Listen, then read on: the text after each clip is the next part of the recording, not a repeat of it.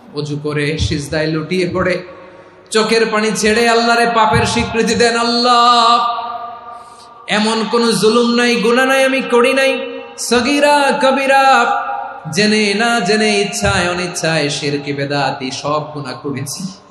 আল্লাহ, আকাশের নিচে জমিনের উপরে আমার চেয়ে বড় গুনাহগার আর কেউ নাই।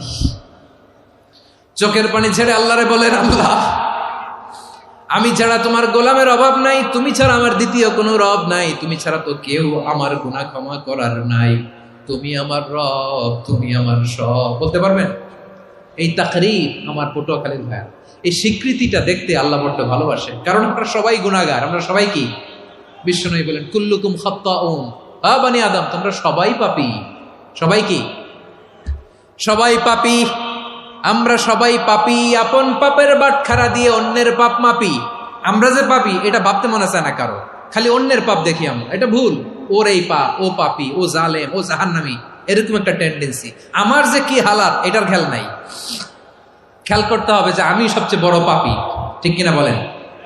পাপ করি নাই এমন কেউ আছি? হ্যাঁ, আছি।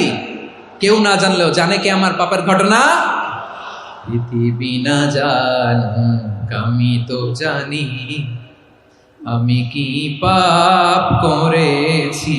হায় ও আমার কলিজার টুকরা ভাইয়েরা,